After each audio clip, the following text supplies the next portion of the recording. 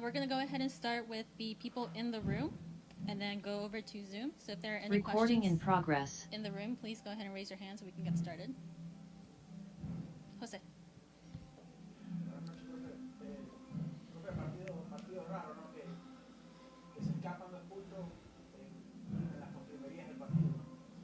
Sí, porque es un partido que tenemos que ganar.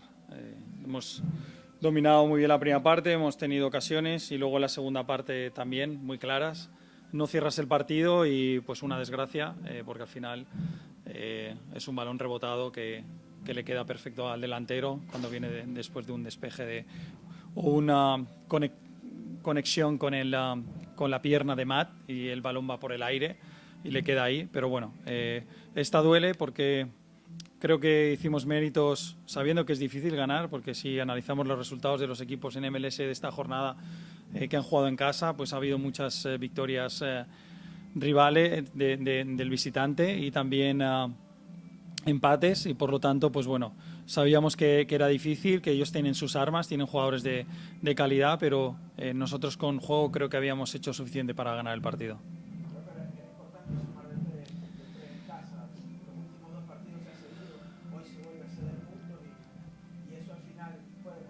Sí, así es. La verdad que eso, pues claro, te fuerza a ganar fuera, ¿no? Digamos que te fuerza a ganar fuera, que es algo que nosotros queremos hacer.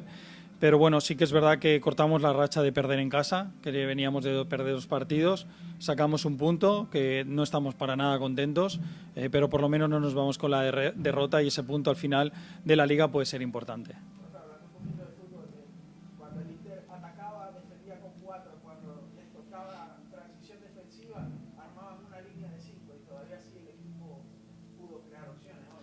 Sí, al principio nos sorprendió que vinieran o plantearan la línea de 5. Es algo que teníamos en cuenta que podían hacer, pero nos sorprendió porque venían jugando con línea de 4 últimamente y les estaba yendo bien. Por lo tanto, creíamos que seguirían de la misma manera. Creo que cuando un poco hablamos con los jugadores e identificamos bien cómo ellos se posicionaban, les hicimos mucho daño y ellos tuvieron muchas dificultades. Y sí que es verdad que ahí, pues bueno, no aprovechamos ese momento para marcar el segundo gol. Gracias. Bueno, tengo que hablar con los doctores, no he podido hablar porque yo ya estaba en el campo cuando me han dicho que él no podía continuar.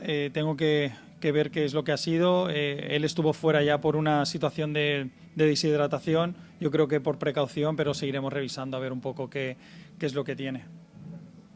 Adrián.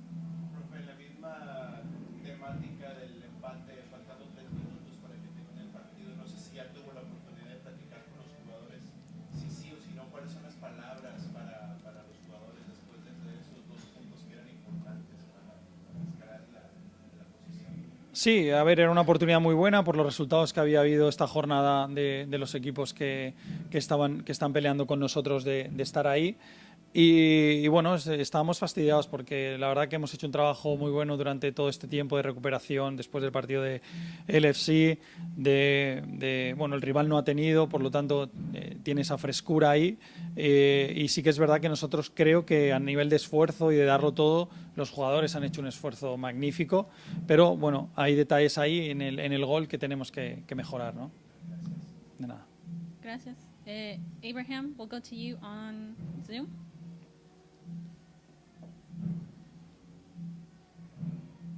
Abraham, ¿me escuchas? Can you unmute yourself?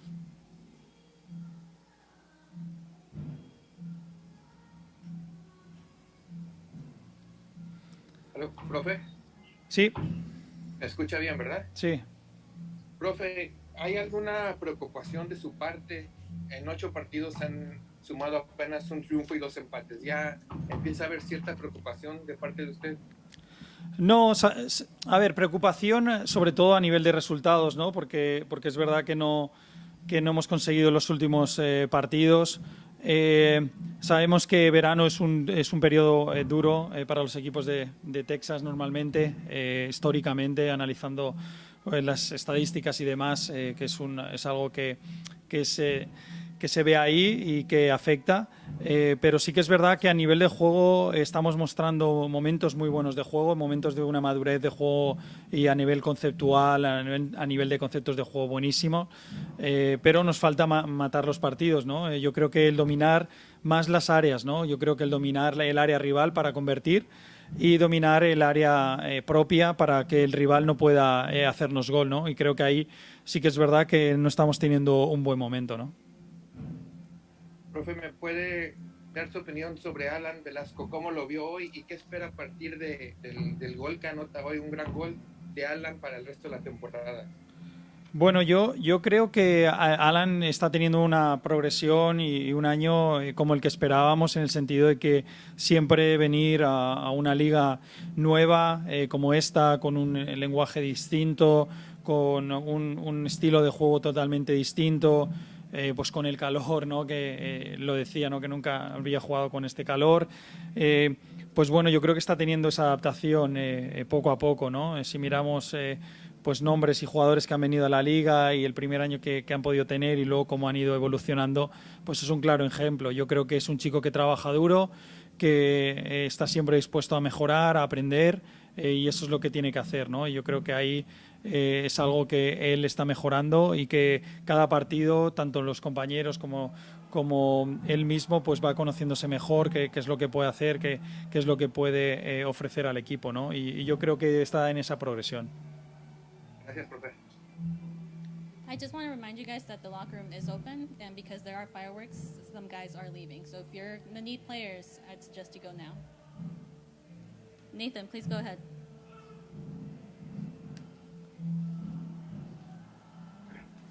Hey, Coach. Let me get my video on soon.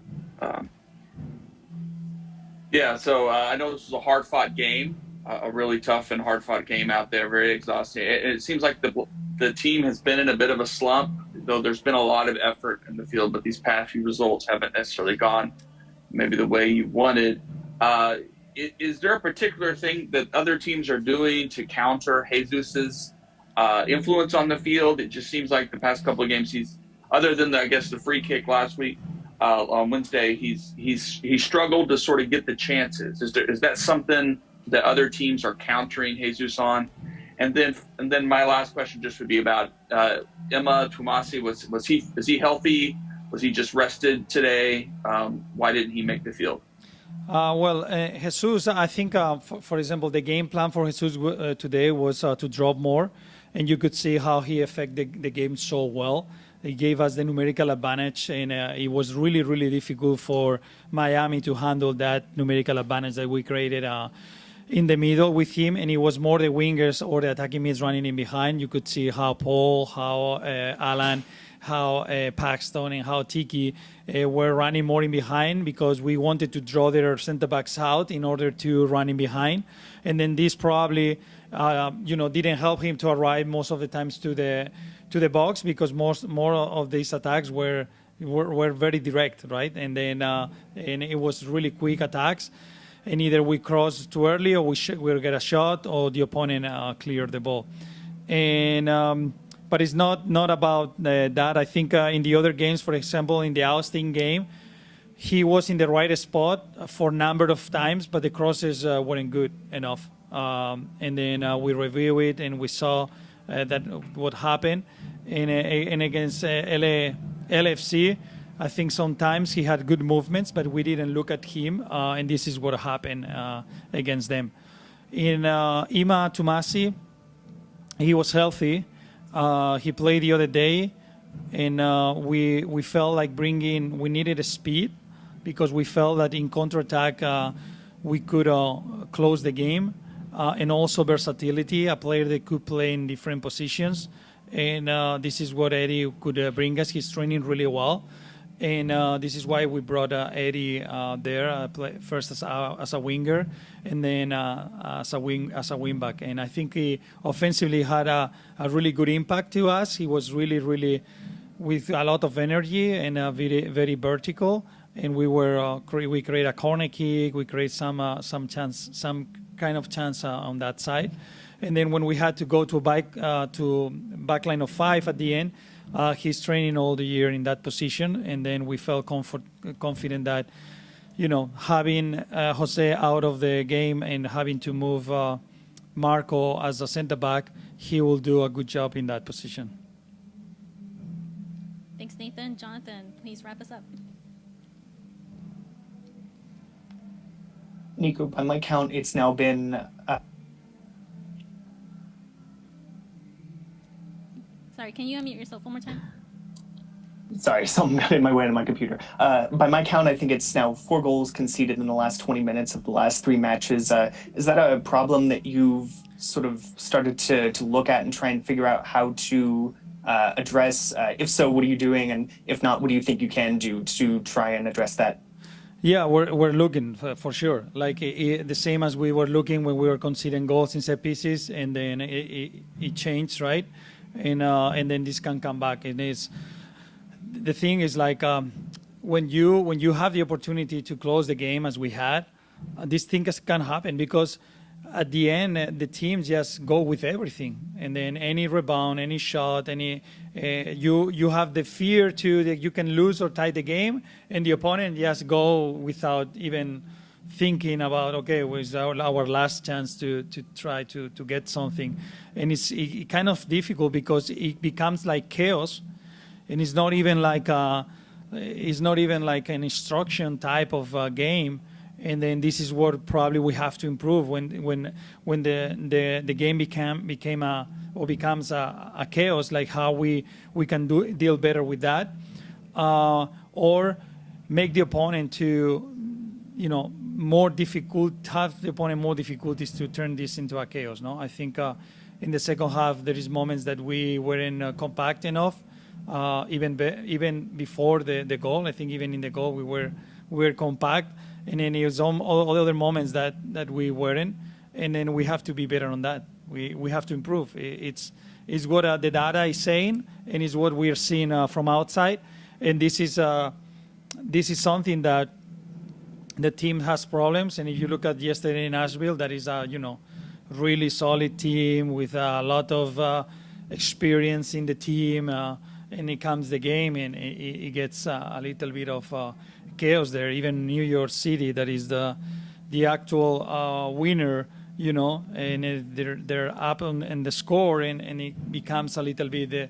Atlanta brought like 4 forwards, I think, and it becomes like difficult to deal. For that reason, I think if we are able to close the game earlier, the teams can kind of give up on keep going, and then it can give us confidence to control the game in a different ways.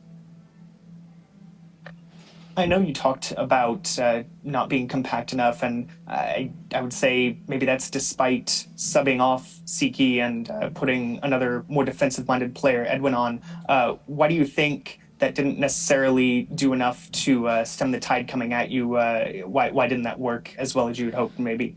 No, I think it worked. The problem was like we didn't, because when Edwin came, I think Paul had a chance. I think Jesus was around another chance. Even when Jader came in, he had a kind of chance. I think he gave us stability because they were finding the spaces in the pocket behind Siki and Paxton. This is why we changed, and then it was really, really long distance for one central mid only, Facundo there. Then we just wanted to provide help to Facundo there, and then I think it helped and stop a little bit their attack there. And it was more when we switched back to 5-4-1, probably we didn't have the presses up just to press, and it was harder only trying to press, and it was difficult.